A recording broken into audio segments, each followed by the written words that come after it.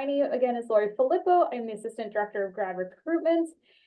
Today we'll be talking just briefly on UNLV graduate admissions, and then I will hand it over to my colleague, Dr. Amir Malkov, who will go more into the Masters of Economics. So let's go ahead and get started. So first we'd like to touch on is why grad school. So at grad, it does make you more standing out from the crowd. Only about 14.4% actually hold graduate and professional degrees. It does provide those different leadership skills, communication skills that the companies are looking for.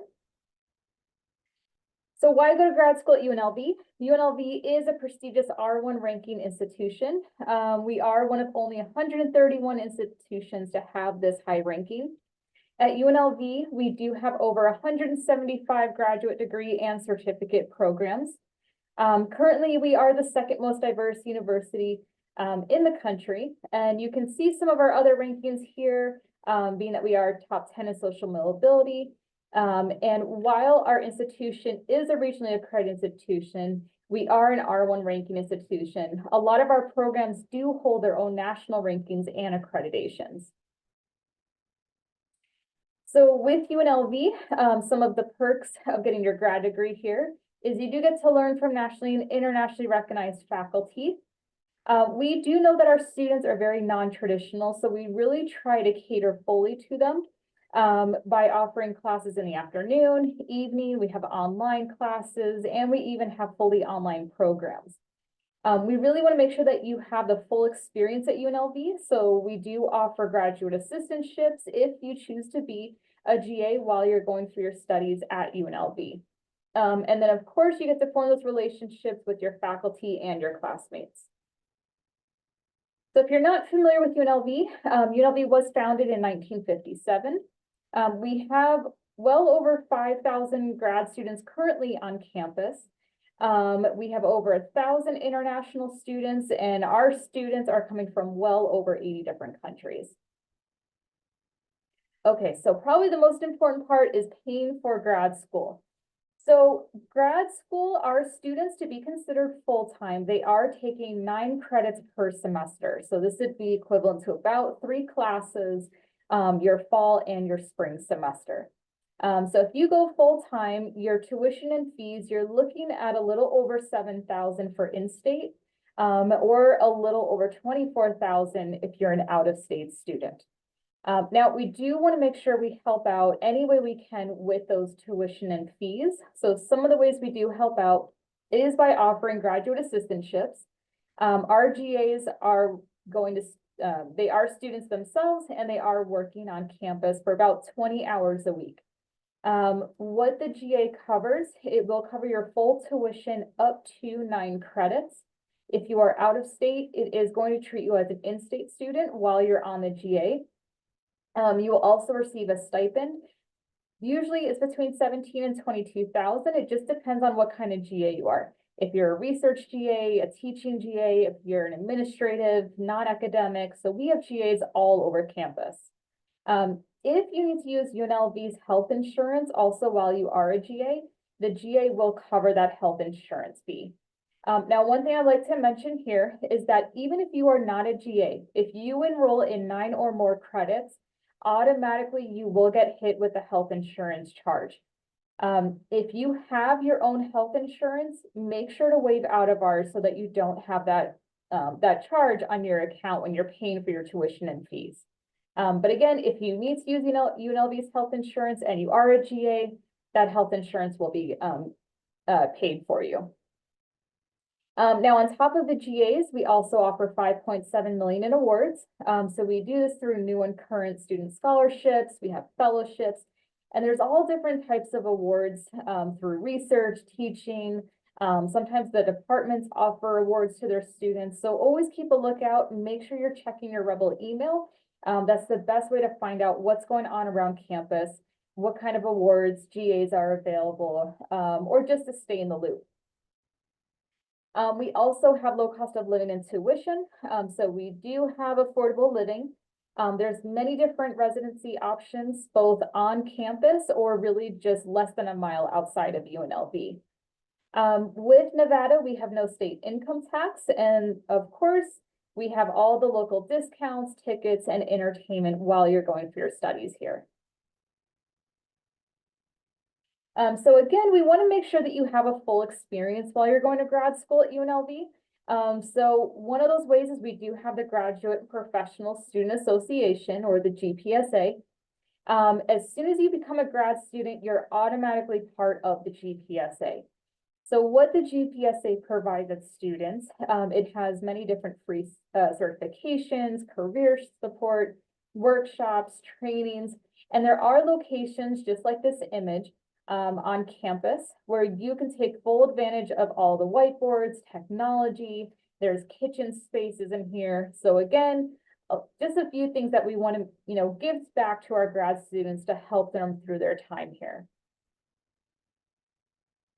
There is also the Grad Academy. The Grad Academy, they also offer free workshops, leadership, professional development. And I'm actually going to show this slide to give you a better idea of some of the resources they do offer. So these certifications are great for students to really make more of their degree. And when they are going for their career, they can show those employers, hey, I didn't just go for my degree at UNLV, but I also went for maybe a research certification or a mentorship certification.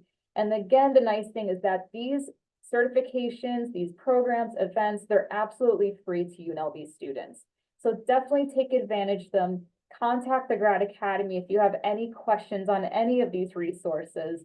A lot of the events too, they do have funding options available to the students. So definitely check it out. And again, make sure you're checking your Rebel email to find out more resources and programs that are available to you.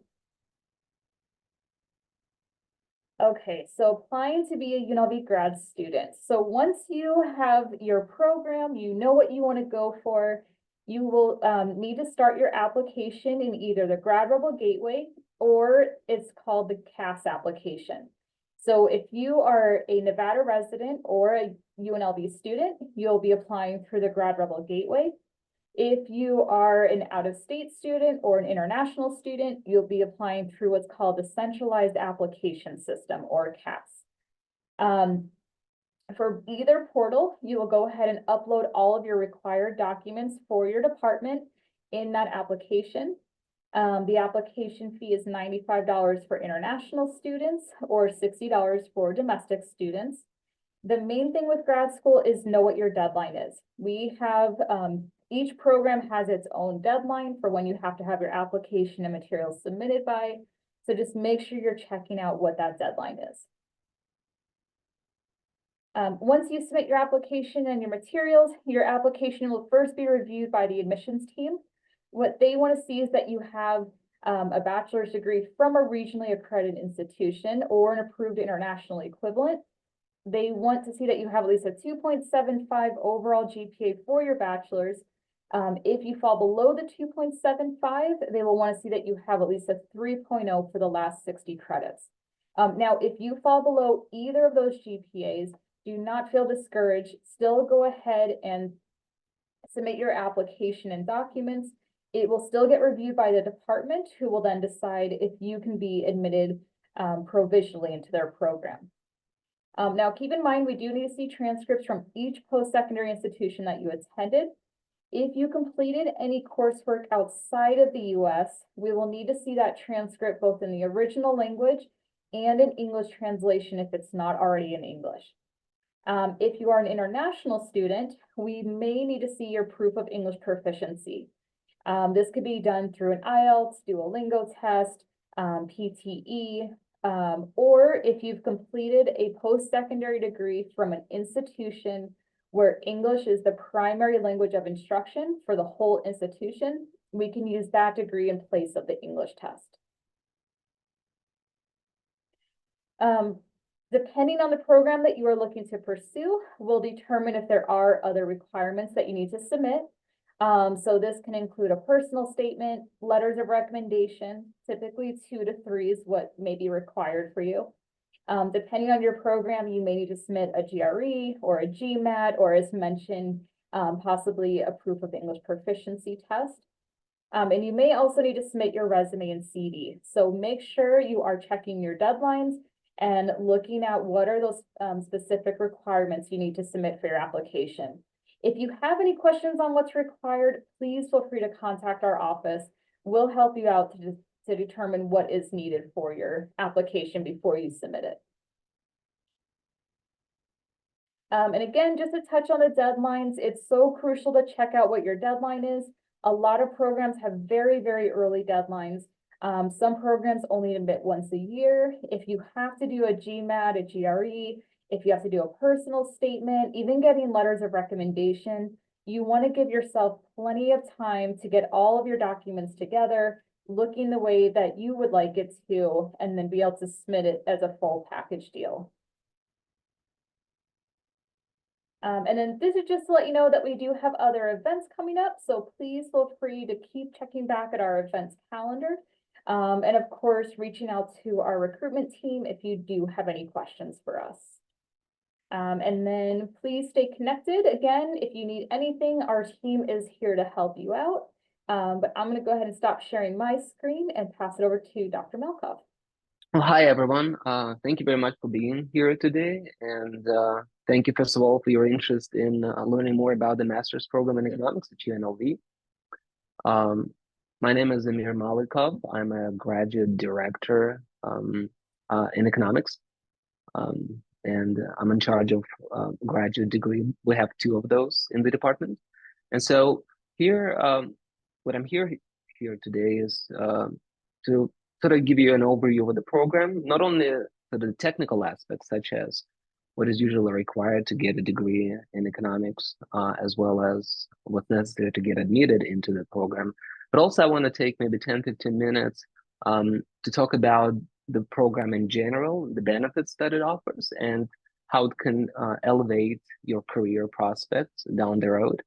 And the reason is because a lot of times I think people, when they think economics, they have hard times imagining careers that they can get themselves into, as well as, in general, what to do with that degree.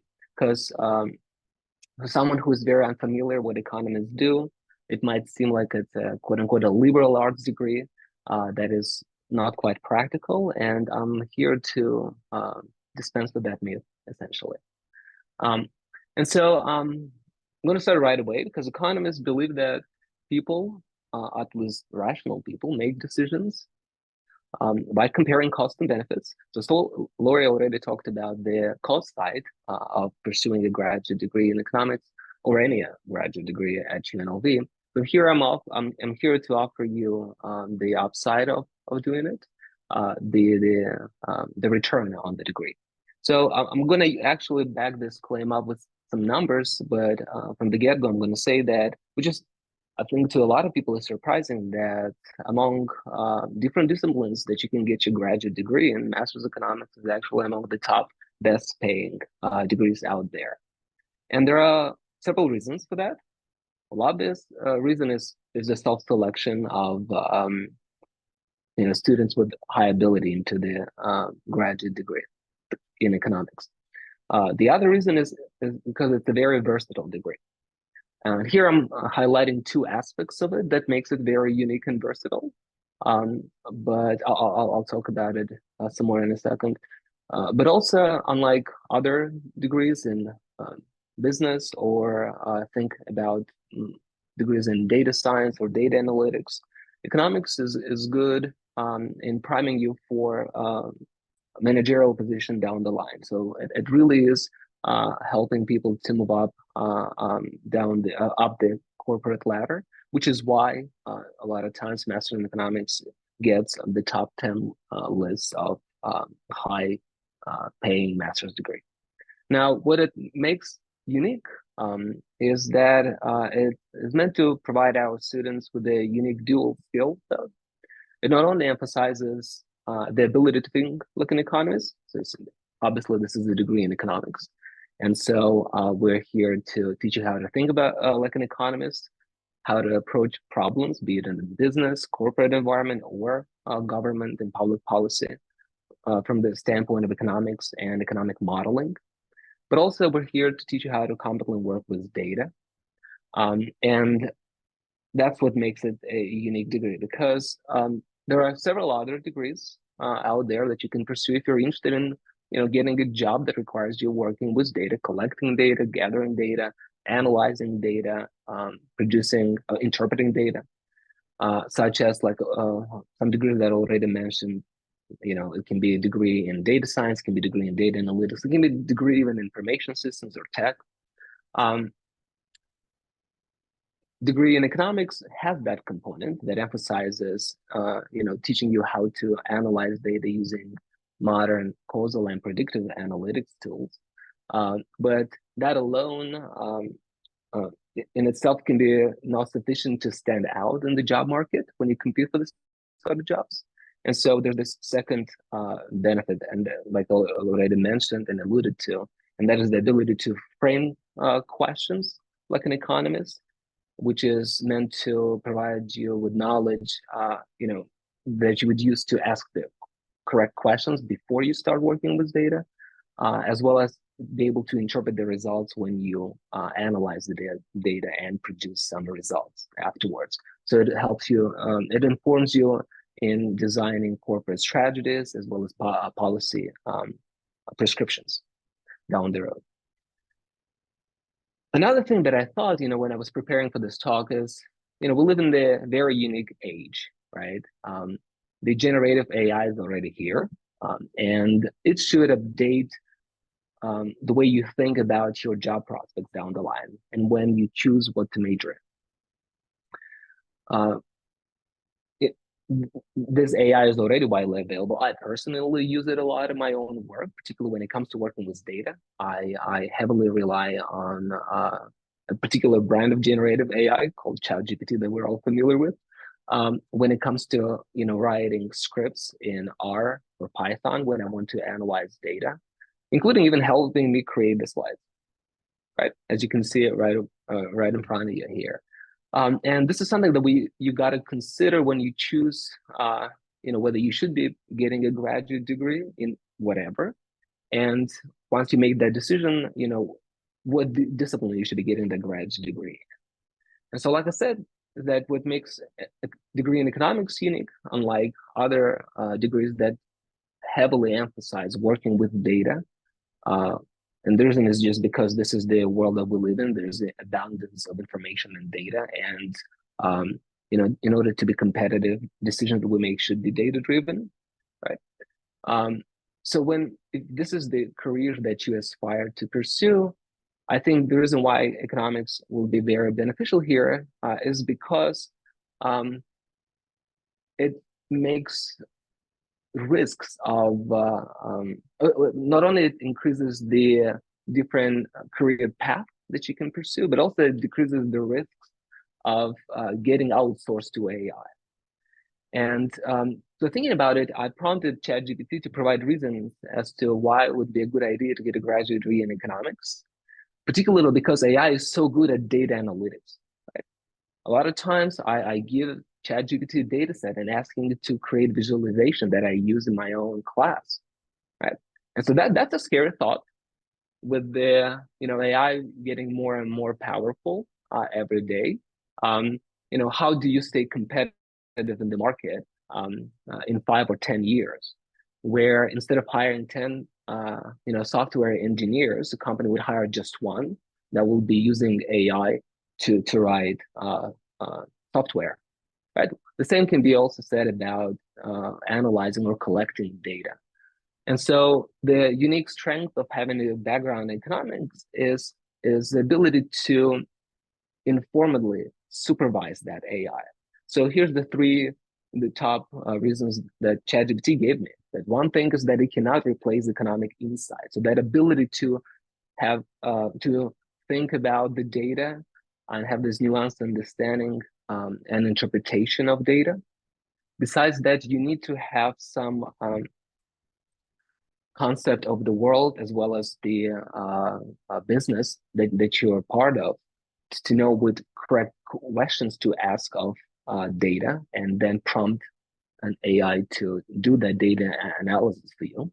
And then even afterwards, once you have AI analyze the data and produce results, it is you who would be deciding which decisions to make based on those results, how to interpret those results, and how to design this corporate strategy or, again, public policy that you will be recommending based on those results. And that is the unique strength of a graduate degree in economics. And you don't have to have majored in economics as an undergrad to pursue this degree. It's never too late to learn some economics. Just because the degree is so versatile, which I think is this strength, essentially sky's the limit. I always joke that with a graduate degree in economics, you can do everything but a surgery. And I sort of kind of mean it. You can pursue jobs in different fields, be it analytics, public policy, investment, finance. A lot of our graduates end up with jobs in business consulting or data science. Essentially, any job that requires proficiency in working with data and has an analyst or researcher or data scientist in the title, you should be qualified for with a degree in economics. So, in fact, I give a list of possible job titles that our graduates are qualified for, with the idea being that it's and sort of to circle back to what I started this presentation with, is that a lot of times people don't know what kind of jobs you can do with a degree in economics. And the reason is because there are very few jobs that have an economist in the title, right? I myself do not have such a title. My title is a professor. I'm not an economist, apparently, even though I do have a PhD in economics. And this is exactly what happens also in more widely, be it in private sector or government or nonprofit.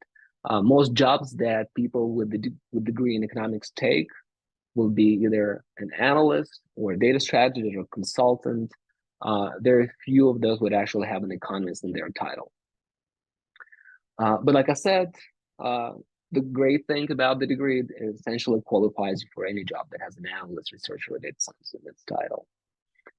Now, all of that is fairly more general. Now, I want to circle back to numbers, right? I started this presentation claiming that this is one of the best paying degrees that you can pursue for master's. And so here's some numbers that are available publicly. And I'm also going to mention some numbers sort of reflective of our graduates. Now, these are numbers over the entire life cycle of a career. So it includes not only those who are just graduated, obviously those who've been out many years. So this is from Monster, that every year it compiles a list of best paying master's degrees and economics as a top third, competing with other STEM degrees or nursing. And in fact, if I haven't yet mentioned, I should say that degree in economics is a STEM degree, even though, again, the perception that it might give is that it's a liberal arts degree. Another list from Indeed, again, every year they compile a list of highest paying non-managerial jobs with master's degree, and economics is making top 5 as well. This is a more nuanced analysis of data done by Georgetown University Center on Education and the Workforce. And what I like about it is that it actually gives a good snapshot of returns at mid-career, because it pulls across different age groups all the way to 59. And business economics, which means that a degree in economics from a department housed in a business school, like the economics department at UNLV, makes the top 2 spot. They're comparable with graduates who have a master's degree in finance. Again, speaks to the opportunities that a degree in economics brings with itself. There are some other numbers. I'm going to skip them because the slides will be made available to you, so you could also you could examine these more closely. These will just give you annual wages of economists across different fields. Now, this is more close to home. These are actual job placements of our graduates in private sector. So as you would imagine, which is representative of student body of the UNLV, is that most of our students are from the Valley, so locals. And so they do have a tendency to stay in the Valley after getting a master's in economics. And as you can see, the placements would be well represented by comments on this trip as well as off trip. All of them end up in departments, either be handling data strategies or data analytics, enterprise analytics, or risk management, something along those lines. Essentially requiring you again to work with data, forecast based on historical data, or do even experiments trying to figure out optimal company strategy. Besides placements in private sector, which I should probably mention. So just the last year's numbers, the average starting salary was $75,000 based on the survey, the exit survey of our graduates. Besides private sector placements, we have great success placing people in PhD programs in economics and finance and public policy. In case this is something that is of interest to you, particularly if you're someone who lacks a lot of quantitative background, yet you want to pursue academic career, and in order to be able to do a PhD, be it in economics, finance, or related fields, one needs to have quite a few quantitative courses. And master's degree in economics offers an opportunity to essentially remedy that deficiency if you have it. Even though having a master's degree is not a prerequisite in order to get into a PhD program. But like I said, we have a great success among our graduates. With placements including top school like Yale and University of Chicago. Just last year, we placed somebody at the University of Oregon. A year before, it was the University of Arizona and Syracuse University. R1 schools, they're good departments. We also obviously have placements in nonprofit and government. And here's a list of recent placements in the last few years, both locally and nationally. Now, I guess, so this is where I sort of stop describing the overall benefits of the master's program in economics and provide program highlights specific to a degree at UNLV. Besides a testimonial from our own graduate. What I think is if you are about to graduate, let's say, and you're thinking of graduate with a bachelor's degree and thinking of doing a master's degree, why would a degree in economics here be attractive? Well, I think what's good about it is that unlike many other master's programs on campus, it only requires 30 credits. So it's not only it saves money to get this degree, but also what's great about it is that you can really easily do it within 1 year. As opposed to staying for 1.5 or 2 years in school. This is possible if you start with the bootcamp course that everyone is asked to take in summer term 3, so July, August, just to prime you for the coursework down the line, starting in the fall semester, and then have a 4-4 load in the fall and spring, and then have a capstone experience in June, which you don't even have to be here physically for. You can do it remotely, so long as you have access to internet and able to meet with your teammates on Zoom and have a presentation over Zoom. And so I think this is a terrific and very attractive, in and out within a year, and then pursuing careers afterwards. Because you got to keep in mind that every single semester that you prolong your graduate degree for comes with a huge opportunity cost, right? Those wages and earnings that you give up in order to stay longer in school, besides just a nominal tuition cost that you pay. So something that I already emphasized, master's in economics is a STEM degree, which is great to signal in the job market, the fact that you have a good quantitative analytical background. It's also great for international students because it allows them to extend their OPT after completing the program for extra 2 years. We also purposely trying to keep this program a boutique program. We don't want this program to be too large in terms of enrollment, because we think there's a huge value in nurturing this mentorship between faculty and our students, and which is what we are offering by keeping the classes of small size and giving you a lot of opportunities to interact with your faculty. And you're more than welcome to customize your electives and take non-economics classes, which frankly, a lot of times I encourage our students, particularly those who are interested in data science aspects. I encourage them to take classes from computer science or information systems. Go take a class on Python, or take a class on cloud architecture. This is something that is in high demand now. So we're very much welcome that. I'm not going to spend too much time on this, given, again, that the slides will be made available to you. But in terms of the core curriculum, as you can see from the list on the top left corner, besides just economics as a part of the program, there's a huge emphasis on learning techniques to work with data, to model data, including approaches to causal analytics.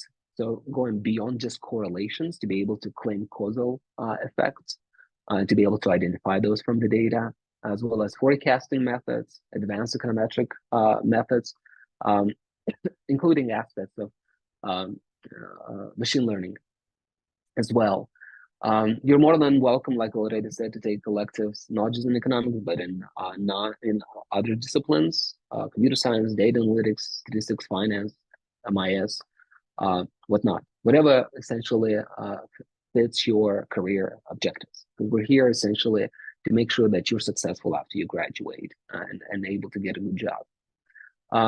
You're given 3 capstone, and this is effective fall 2024. There are multiple options for capstone experience, including empirical group project, almost like a client project style capstone that is supervised by a faculty. Those who are interested in pursuing PhD and might be interested in doing academic type of research, you could also do that. As well as if you really have a great professional internship that fits the learning objectives of the program, that can also be used as a capstone. To get admitted into program, besides the general requirements that Lori spoke of, such as a minimum GPA and a bachelor's degree, we do not require applicants to have coursework in economics, even though it's recommended, but it's not by any means a disqualifier. We welcome everyone. There's an expectation that our applicants have taken at least a semester of calculus or mathematical economics or some equivalent, as well as a semester of statistics or econometrics or equivalent. Essentially, what we're looking for is the evidence of some mathematical maturity, and the reason is because the program is quantitative, it is analytical, which is why, if you think about it, it commands the premium over other disciplines that you can graduate. You can also get a graduate degree in. And effective fall 24, GRE or GMAT are optional. And so if you decide to apply for the program, let's say this spring, and by the way, the deadline is June 15th, so there's ample time left. The platform will still ask you to upload those, but if you can just leave those blank if you don't want to take a GRE or GMAT, and your application will still be reviewed. It's not a disqualifier by any means. I want to conclude by also speaking to other program that we have in the department. It's an interdisciplinary program. It's a joint program between departments of economics and Department of Management, Entrepreneurship, and Technology.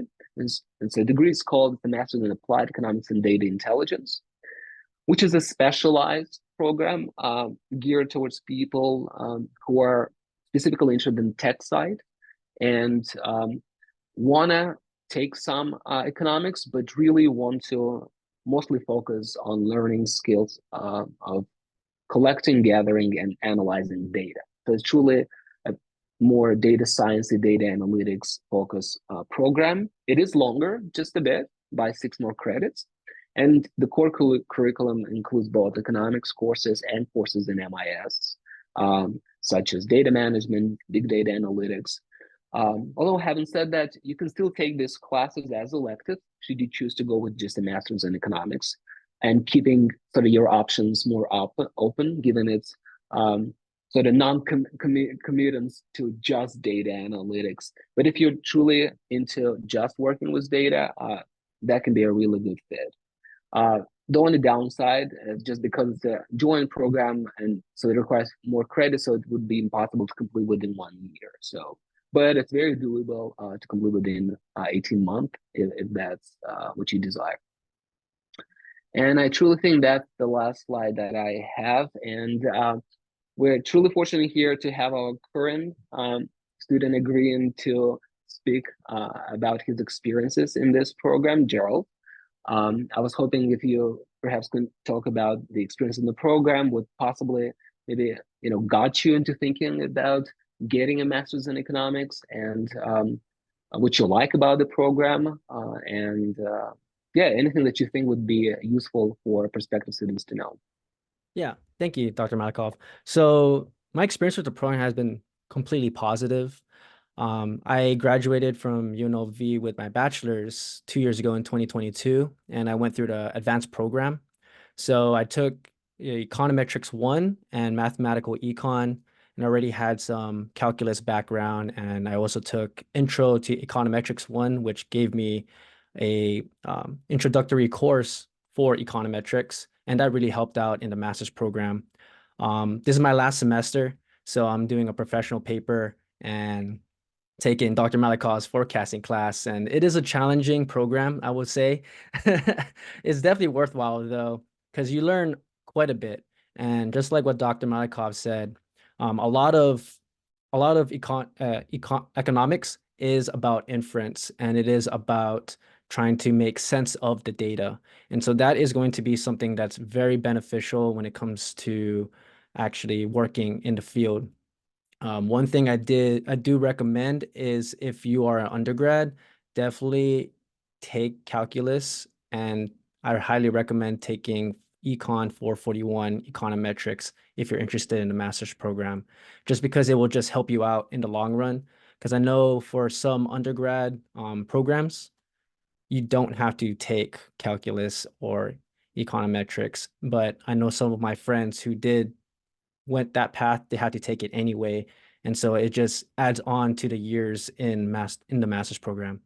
So I definitely recommend it. It's a great experience, and it's definitely something that if you're thinking of doing, go ahead and just do it. And I'm sure Dr. Malikov will direct you in the right way in order to do the advanced program if you're interested in that as well. That's all I really have. Thank you so much, Thank you, Gerald. Gerald. Thank you. I think next we're gonna sort of move on to the beyond the classroom experience side, and touch on a few different things that are available to you as a student. So this is a great way to not only connect to current students and alumni, but also to the community. So specifically at Lee Business School, we have a dedicated career and professional development center that is available to you.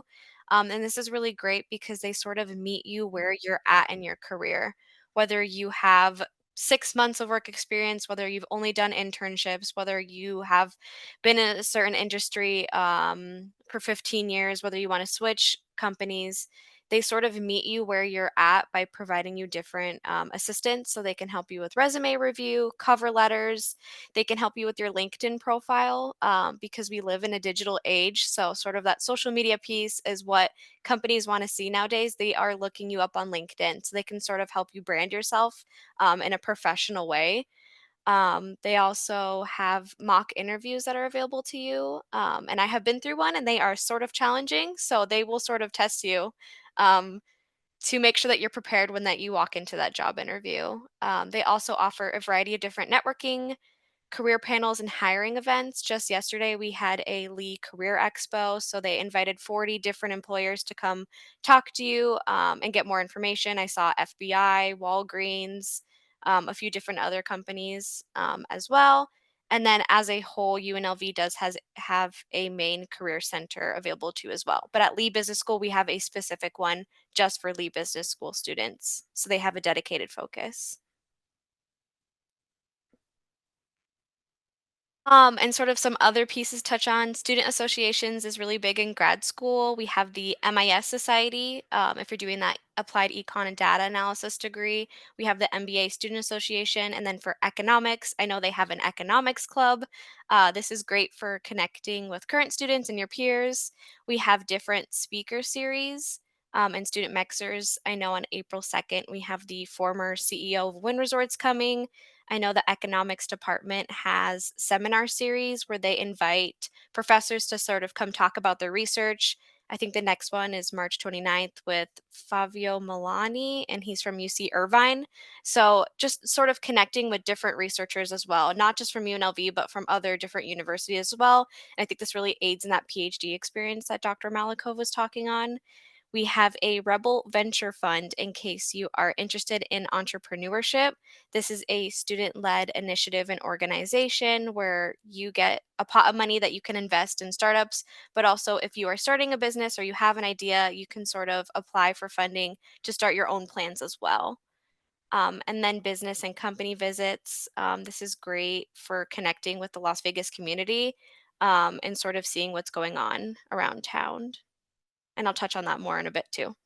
Some of these events are the ones that are held by student organizations and associations. So karaoke, hiking is something they started in COVID because, we all wanted to see each other, but we had to social distance. And then I think bowling is really popular. You'd be surprised how many students actually don't know how to bowl. I think we had an international student where everyone surrounded him and was teaching him how to bowl. So it's just a great way to disconnect outside of the classroom and sort of de-stress and connect with your peers as well. And then we have business and company visits. It's really interesting to seeing the types of companies we have here in Las Vegas. We sort of have that geographical advantage where we're surrounded by the strip, so you can connect with different industries, casinos. So this was the City National Arena, home of the Golden Knights, T-Mobile Arena, and then Area 15. And I think the cool thing about Area 15 is we did this tour before they were even open to the public. So it was a hard hat tour. So you got to like get a sneak peek of what was going on. So sort of what to expect. So I think that's really cool. So you get to interact with businesses and the community. VA hospital tour. So we learned more about the public private hospitals. The President's Innovation Challenge is something they just started 2 years ago, and it's where teams of students come up with solutions to the problem statement of the year. So I know this year it's actually education and AI, so touching on that chat GPT thing again. So you come up with a solution, and then you earn scholarships if you compete in the challenge, and then you also earn money to actually bring your solution to life. So it's a Shark Tank style event where you present and then judges ask you questions. I think it's a really cool experience. And then Blackfire Innovation is an incubation hub. So they have like a maker space, and it's just strategic partnerships to drive innovation in hospitality and gaming. So you can meet with researchers, faculty, and staff if you have ideas and use a maker space, which I think is really cool. I think they have like a 3D printer and they have like a casino floor. So you could see like gambling machines, which is kind of cool. Something you don't see every day. So there's lots of opportunities to get involved with Lee Business School. I think the last thing that I'll touch on is internships. This is a huge thing. You could connect with your department or your graduate coordinator, and they could share specific internships and help forge connections to businesses and industry leaders. And this is a great way to receive practical hands-on knowledge and experience. I know a lot of the time the graduate coordinator, they'll get information from, past students, alumni to share with current students. So sort of giving back and closing that connection loop. And I think I'll hand it back over to Dr. Malikoff for any closing thoughts that he has. And I think we're happy to answer any questions you have as well. Thank you, Melanie. Yeah, we're I don't have much to add, and just to reiterate that we're here to support you and to answer any questions or concerns you might have, whether whether you're eligible for a master's program or how to apply for it or whatnot. We're here to help, and so including both the Office of Graduate Student Services, of which Merlin is a part of, and feel free to get in touch with them, as well as email directly me or call. I'm happy to set up a one-on-one meeting or just communicate via email.